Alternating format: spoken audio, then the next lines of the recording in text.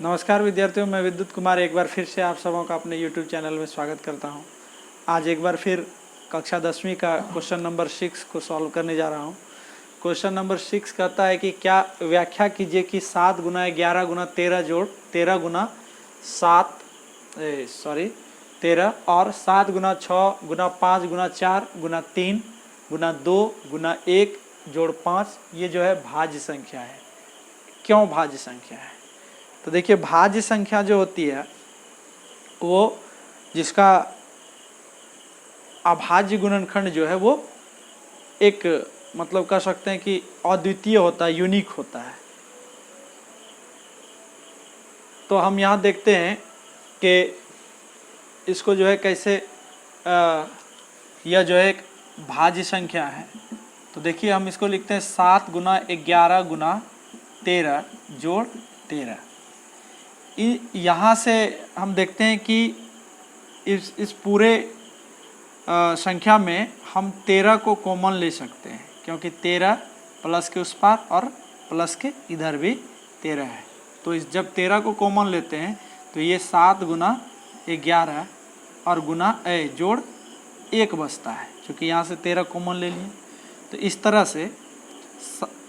तरह से 13 गुना 11 सते 77 और जोड़ 1 हम करते हैं तो ये कितना प्राप्त होता है? 11 सते 77 1 78 प्राप्त होता है। अब हम देखते हैं कि यह जो है ऑलरेडी एक भाज्य संख्या है। तो कोई भी भाज्य संख्या का जो अभाज्य गुणनखंड होता है वो एक यूनिक होता है। तो हम देखते हैं कि यह भाज्य संख्या है, इसका अभाज्य गुणनखंड कर लेते हैं। तो 78 का अभाज्य गुणनखंड करते हैं तो हो जाएगा 2 तिया 6 2 नम 18। फिर अगर करते हैं 3 से 3 एका 3 3 तिया 9। तो इस तरह देखते हैं 13 गुना 2 गुना 3 गुना 13। इसमें क्या देखते हैं कि ये सभी जो है अभाज्य संख्या है, 13 2 3 और 13।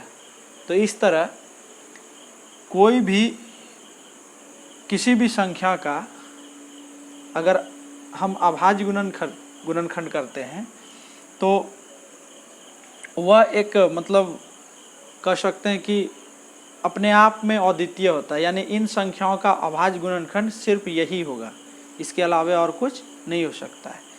तो हम कह सकते हैं कि ये जो दी गई संख्या है ये एक भाज्य संख्या है, क्योंकि भाज्य संख्या का ही अभाज्य गुणन अद्वितीय होता है।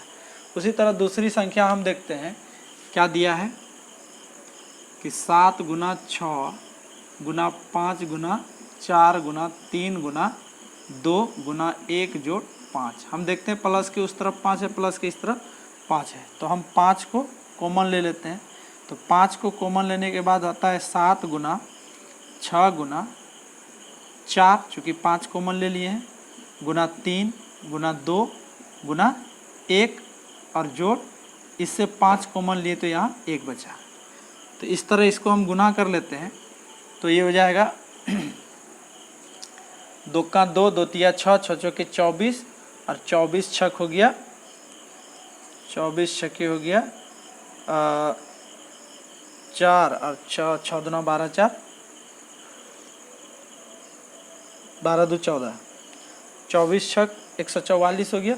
144 गुना 7 करते हैं तो ये हो जाता है 7 चौक 28 और 7 चौक 28 और 2 30, फिर 7 का 7 3 10। ये कितना आता है?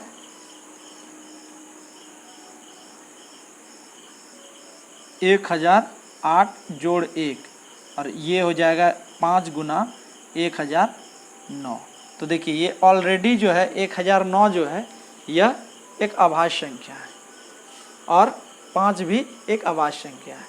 तो इससे जो भी संख्याएं बनेगा उसका एक ये अद्वितीय गुणनखंड होगा, अद्वितीय अभाज्य गुणनखंड होगा। इस तरह से हम कह सकते हैं कि ये दोनों संख्या क्या है? भाज्य है। तो इसको इस तरह लिखेंगे, चूँकि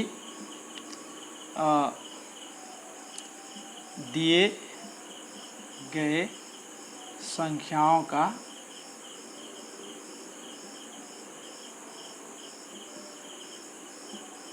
अभाज्य गुणनखंड अद्वितीय है, अतः दी गई संख्याएं एक भाज्य संख्या होगी। दी गई संख्या जो है वो भाज्य होगा। तो इस तरह से ये व्याख्या हो जाता है कि ये 7 गुना 11 गुना 13 जोड़ 13 और 7 गुना 6 गुना 5 जोड़ 4 गुना 3 गुना 2 गुना 1 जोड़ 5 जो है ये भाज्य संख्याएं होगी। तो